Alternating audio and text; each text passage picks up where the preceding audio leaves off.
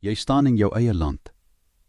Jou huis word bedreig en iemand in 'n uniform beloof, gee jou wapens vir ons sal jou beskerm. Jy gee oor. En dan kom die hel.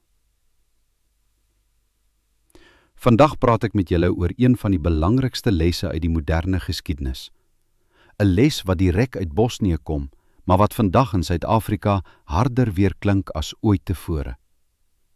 Die titel is eenvoudig: Moenie ontwapen nie.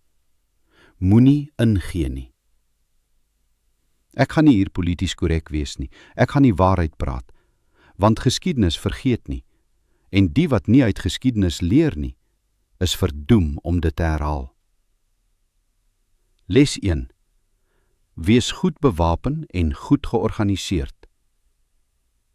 In die begin van die Bosniese oorlog in 1992 het die Verenigde Nasies en die Weste 'n wapenembargo op die hele streek geplaas.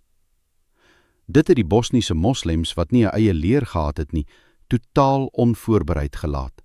Intussen het die Joegoslawiese volksleer, die 4de grootste leer in Europa, onder Serviese beheer geval. Al daardie tanks, masjiengewere, mortiere en ammunisie is aan Serviese magte en die Republika Srpska gegee. Die Bosniërs? Hulle moes jaggewere uithaal, ou pistole uit kaste grawe en letterlik improviseer.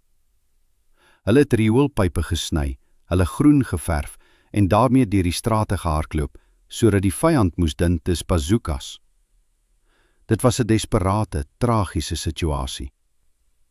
Kyk na die verdediging van Sarajevo, 'n stad wat omsingel was, waar mense met byna niks moes veg teen 'n professionele, swaar bewapende mag.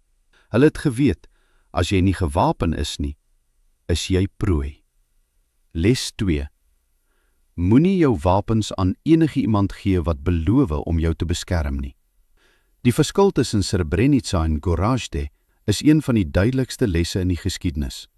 In Srebrenica het die inwoners en die Bosniese magte hul wapens aan die Verenigde Nasies oorhandig. Hulle het geglo die VN se veilige gebied sal hulle beskerm. Wat het gebeur? Meer as 8000 mans en seuns is koelbloedig vermoor. Die VN-troepe het nie net niks gedoen nie. Hulle het in baie gevalle die Serviërs gehelp om mans van vroue te skei. Hulle het mense wat binne hul basis geskuil het, uitgestoot. In Gorazde het hulle geweier om hul wapens in te gee. Hulle het gehou wat hulle het. En Gorazde het gehou. Die les is kristalhelder. Niemand anders gaan jou beskerm nie. Nie die regering nie, nie die buiteland nie. Die enigste een wat jou en jou gesin kan beskerm, is jouself. Hier kyk ons nou na ons eie geskiedenis. Bophuthatswana, 1994. Ons hoef nie oor see te kyk nie. Kyk na Bophuthatswana tydens die onrus in 1994. Toe die situasie buite beheer raak, het duisende boere gemobiliseer om te help stabiliseer. Maar terwyl hulle gewag het op opdragte, het die Bophuthatswana weermag gemuit. Hulle het boere in mielielande vasgekeer en geëis hulle geel wapens in. Dan sal hulle veilig kan vertrek. 3 mans van die AWB, Alwyn Wolfaart, Nicolaas Fourie en Jacobus Uys, het in 'n blou Mercedes vasgeval. Hulle is geskiet. Wolfaart en Uys is gewond en Fourie is dood. Wolfaart het sy handwapen uitgehou en is ontwapen. Wat gevolg het, is wêreldwyd uitgesaai. 'n Bophuthatswana polisieman het hulle van naby met 'n R4 doodgeskiet.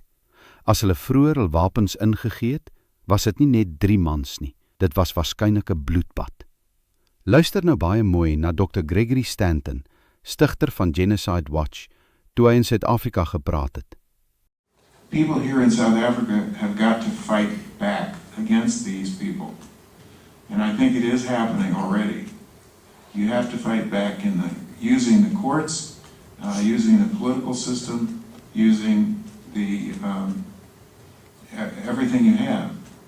And I know this is going to sound perhaps incendiary, and I don't mean it to be, but for God's sake, do not disarm. Do not disarm. You know, in our Second Amendment in our U.S. Constitution, we recognized that the final defense against tyranny is self-defense. And so, in spite of all the laws that they may pass, do not disarm. Vriende, die les uit Bosnië, uit Srebrenica, uit Bophuthatswana en uit Dr. Stanton is dieselfde. Moet nooit jou wapens ingee nie. Nie vir 'n regering wat beloof om jou te beskerm nie. Nie vir internasionale magte nie. Nie vir mooi woorde nie. Wees voorbereid. Wees georganiseerd. Wees waaksaam. Jou reg op selfverdediging is nie 'n voorreg nie. Dit is jou laaste linie van verdediging. As jy vandag hierna kyk en dink, dit kan nie hier gebeur nie. Onthou, die mense van Srebrenica het ook so gedink. Deel hierdie video, praat daaroor, bly wakker. Moenie ontwapen nie, moenie ingee nie. Ons praat volgende keer weer. Sterkte en mag God ons almal bewaar.